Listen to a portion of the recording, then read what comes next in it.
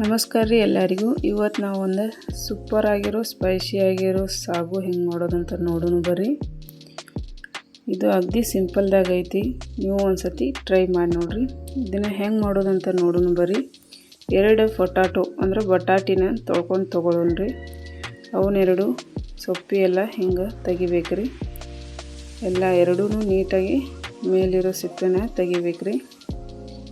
ಈಗ ನೋಡ್ರಿ ನಾ ತೆಗಿತೇನೆ. ಈ ರೀತಿ 2 ಬಟಾಟಿನ ಸಿಪ್ಪೆ ತೆಗೆದಿಟ್ಕೊಳ್ಳೋಣ್ರಿ. ಈಗ ತೆಗೆದಿಟ್ಕೊಂಡೇನ್ರಿ. ಇವತ್ತನ್ನ ಏನು ಮಾಡೋದ್ರಿ, ಸಣ್ಣ ಪೀಸಸ್ ಆಗಿ ಕಟ್ ಮಾಡ್ಕೊಂಡು ತೊಗೋಬೇಕ್ರಿ. ಇವಾಗ ನೋಡ್ರಿ ನಾ ಕಟ್ ಮಾಡ್ಕೊತೇನೆ ರೀ. ನೀವು ಅದೇ ರೀತಿ ಕಟ್ ಮಾಡ್ಕೊಳ್ರಿ. ಭಾಳ ದಪ್ಪದಾಗಿ ಪೀಸಸ್ ಮಾಡ್ಕೋಬೇಡ್ರಿ, ಯಾಕಂದ್ರೆ ಚೆಂದ ಬೇಯೋದಿಲ್ಲ. ಸಣ್ಣದಾಗಿ ಕಟ್ ಮಾಡ್ಕೊಂಡ್ರೆ ಬೇಯ್ತಾವಲ್ಲ ಅವಕ್ಕರ.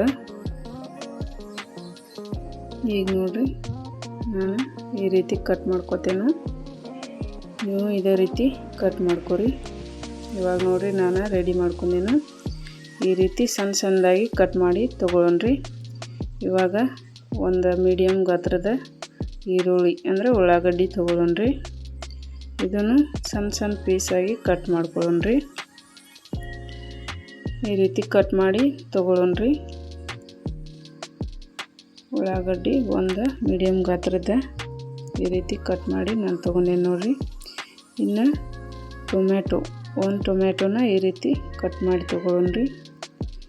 ಮೊದಲಿಗೆ ಸ್ಟವ್ ಆನ್ ಮಾಡಿಟ್ಟು ಒಂದು ಕಡಾಯಿ ಇಡೋಣ್ರಿ. ಕಡಾಯಿ ಸ್ವಲ್ಪ ಕಾದ ನಂತರ 1 ಟೇಬಲ್ ಸ್ಪೂನ್ ಆಗೋಷ್ಟು ಎಣ್ಣೆನ ಹಾಕ್ಕೊಳ್ಳೋಣ್ರಿ. ಎಣ್ಣೆ ಸ್ವಲ್ಪ ಕಾದ ನಂತರ ಅದಕ್ಕೆ ಸಾಸಿವೆ, ಜೀರಿಗೆ, ಕರಿಬೇವು ಇದೆಲ್ಲ ಹಾಕ್ಕೊಳ್ಳೋಣ್ರಿ. ಸ್ವಲ್ಪ ಫ್ರೈ ಆದ ನಂತರ ಈರುಳ್ಳಿ ಕಟ್ ಮಾಡಿ ತೊಗೊಂಡಿರೋ ಉಳ್ಳಾಗಡ್ಡಿನ ಹಾಕ್ಕೊಂಡು ಫ್ರೈ ಮಾಡ್ಕೊಳ್ಳೋಣ್ರಿ. ಈ ರೀತಿ ಫ್ರೈ ಆದ ನಂತರ ಸ್ವಲ್ಪ ಫ್ರೈ ಆಗಲ್ರಿ. ಈ ರೀತಿ ಫ್ರೈ ಆದ ನಂತರ ಅರಿಶಿಣ ಪುಡಿ ಹಾಕ್ಕೊಳ್ಳೋಣ್ರಿ. ಅರಿಶಿಣ ಪುಡಿ ಮತ್ತು ಸ್ವಲ್ಪ ಗರಂ ಮಸಾಲ ಹಾಕ್ಕೊಳ್ಳೋಣ್ರಿ. ಎರಡು ಫ್ರೈ ಮಾಡ್ಕೊಂಡ ನಂತರ ಕಟ್ ಮಾಡಿ ತೊಗೊಂಡಿರೋ ಟೊಮ್ಯಾಟೊ ಹಾಕ್ಕೊಳ್ಳೋಣ್ರಿ. ಟೊಮ್ಯಾಟೊ ಎಲ್ಲ ಸ್ವಲ್ಪ ಬೆಂದ ಮೇಲೆ ಈ ರೀತಿ ಸ್ವಲ್ಪ ಉಪ್ಪು ಹಾಕ್ಕೊಂಡ್ರೆ ಪೂರ್ತಿ ಮೆತ್ತಗಾಗ್ತಾವ್ರಿ ಟೊಮ್ಯಾಟೊ ಎಲ್ಲ. ಹಾಗಾಗಿ ಸ್ವಲ್ಪ ಉಪ್ಪು ಹಾಕೋಬೇಕ್ರಿ. ನೋಡ್ರಿ ಈಗ ಈ ರೀತಿ ಮೆತ್ತಗಾಗಿ ಸಾಫ್ಟಾಗಿ ಬೇಯ್ತೈತ್ರಿ. ಇವಾಗ ರುಚಿಗೆ ತಕ್ಕಷ್ಟು ಖಾರದ ಪುಡಿ ಹಾಕ್ಕೊಳ್ಳೋಣ್ರಿ. ಖಾರದ ಪುಡಿ ಹಾಕೊಂಡ ನಂತರ ನಾವೇನು ಪೀಸಸ್ ಮಾಡಿ ಇಟ್ಕೊಂಡಿರ್ತೇವಲ್ಲ ಪೊಟಾಟೊನೆಲ್ಲ ಇದ್ರೊಳಗೆ ಹಾಕಿ ಫ್ರೈ ಮಾಡ್ಕೊಳ್ಳೋಣ್ರಿ. ಈಗ ನೋಡ್ರಿ ನಾನು ಫ್ರೈ ಮಾಡ್ಕೊಳತ್ತೇನೆ ರೀ. ಇದಕ್ಕೆ ರುಚಿಗೆ ತಕ್ಕಷ್ಟು ಉಪ್ಪು ಹಾಕ್ಕೊಳ್ಳೋಣ್ರಿ. ಯಾರು ನಮ್ಮ ಚಾನೆಲ್ನ ಹೊಸದಾಗಿ ನೋಡೋದಿರಿ ಅವರೆಲ್ಲ ಸಬ್ಸ್ಕ್ರೈಬ್ ಮಾಡಿರಿ ಆ್ಯಂಡ್ ಸಪೋರ್ಟು ಮಾಡಿರಿ. ಪ್ಲೀಸ್ ಲೈಕ್ ಮಾಡಿರಿ. ವಿಡಿಯೋ ಹೆಂಗೆ ಆಗದೈತೆ ಅಂತ ಕಾಮೆಂಟ್ ಮಾಡಿರಿ. Please support me. ಇದಕ್ಕೆ ಈಗ ಬೇಯ್ದಕ್ಕೆ ನೀರು ಹಾಕ್ಕೊಳ್ಳೋಣ್ರಿ. ಒಂದು ಗ್ಲಾಸ್ ಆಗೋಷ್ಟು ನಾನು ನೀರು ಹಾಕೋತೇನೆ ರೀ. ಇದು ಬಟಾಟಿ ಎಲ್ಲ ಸಾಫ್ಟಾಗಿ ಚೆನ್ನಾಗಿ ಬೇಯಬೇಕ್ರಲ್ಲ, ಹಾಗಾಗಿ ನಾವು ಒಂದು ಗ್ಲಾಸ್ ನೀರು ಹಾಕೋತೇನೆ ರೀ. ನೀವು ನೋಡಿ ಹಾಕೋರಿ. ಇವಾಗ ಒಂದು 10 ನಿಮಿಷ ಬೇಯಲ್ರಿ ಅದ, ಹಾಗಾಗಿ ಒಂದು ಪ್ಲೇಟ್ ಮುಚ್ಚಿಡೋಣ್ರಿ. ಈಗ ನೋಡಿರಿ ಒಂದು 10 ನಿಮಿಷ ಆಗೈತಿ. ಈ ರೀತಿ ಕುದಿಯತೈತಿ. ಸ್ವಲ್ಪ ಅದನ್ನು ಚೆಕ್ ಮಾಡಿ ನೋಡ್ಬೇಕ್ರಿ, ಅಂದರೆ ಎಷ್ಟು ಬೆಂದೈತೆ ಅಂತ ನೋಡ್ಬೇಕ್ರಿ. ಈಗ ನೋಡ್ರಿ ಒಂದು ಪ್ಲೇಟ್ದಾಗ ನಾನು 2 ಪೀಸ್ ಬಟಾಟಿ ಪೀಸಸ್ ಹಾಕ್ಕೊಂಡು ಚೆಕ್ ಮಾಡಿ ನೋಡ್ತೇನೆ ರೀ. ಈ ರೀತಿ ಚಮಚಲೇನು ಕಟ್ ಆಗ್ತೈತಿ, ಆದರೂ ಕೈಲಿ ಸ್ವಲ್ಪ ನೋಡ್ಬೇಕ್ರಿ. ಇನ್ನೂ ಸ್ವಲ್ಪ ಬೇಯಬೇಕಂತ ಅನ್ನಿಸ್ತೈತ್ರಿ. ಭಾಳ ಸಾಫ್ಟ್ ಅದು ಅಂದ್ರೆ ಟೇಸ್ಟ್ ಆಗ್ತೈತ್ರಿ. ಹಾಗಾಗಿ ಇವಾಗ ಒಂದು 2 ನಿಮಿಷ ಮತ್ತು ಪ್ಲೇಟ್ ಮುಚ್ಚಿ ಇಡೋಣ ಅಂತಾರಿ. ಇವಾಗ ಪ್ಲೇಟ್ ಮುಚ್ಚೋಣ ರೀ. ಈಗ ನೋಡಿರಿ ಒಂದು 2 ನಿಮಿಷ ಆಗಿತ್ತು.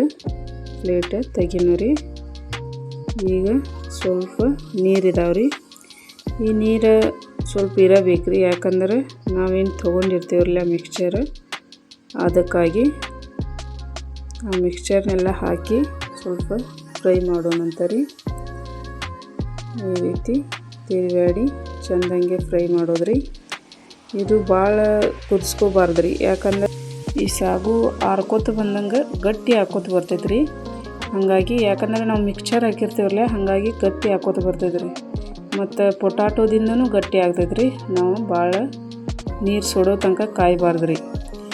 ಇದಕ್ಕೆ ನೋಡ್ರಿ ಇನ್ನು ಸ್ವಲ್ಪ ಮೇಲೆ ಕೊತ್ತಂಬರಿ ಸ್ಪ್ರೆಡ್ ಮಾಡೋಣ ರೀ. ಇವಾಗ ನಮ್ದು ಸಾಗು ರೆಡಿ ಆಗಿದ್ರಿ. ಇದು ಚಪಾತಿ, ಪೂರಿ, ಅನ್ನ ಎಲ್ಲದ್ರ ಜೊತೆನೂ ಕಾಂಬಿನೇಷನ್ ಸಖತ್ತಾಗಿರ್ತೈತ್ರಿ. ಅದೆಲ್ಲನೂ ಏನೂ ಇಲ್ಲಾಗಿತ್ತಂದ್ರೂ ಓನ್ಲಿ ಬ್ರೆಡ್ ಜೊತೆನಾದರೂ ಸೂಪರ್ ಆಗಿರ್ತೈತ್ರಿ. ನೀವು ಒಂದ್ಸತಿ ಟ್ರೈ ಮಾಡಿ ನೋಡಿರಿ. Please support and subscribe. ಇವಾಗ ನೋಡಿರಿ ನಾನು ಚಪಾತಿ ಜೊತೆ ಸರ್ವ್ ಮಾಡ್ಕೊಳತ್ತೇನೆ ರೀ. ನೀವು ಒಂದ್ಸತಿ ಟ್ರೈ ಮಾಡಿರಿ. ಅಗದಿ ಸಿಂಪಲ್ ಆ್ಯಂಡ್ ಟೇಸ್ಟಿ ಆಗಿರ್ತೈತೆ ರೀ. Thank you all.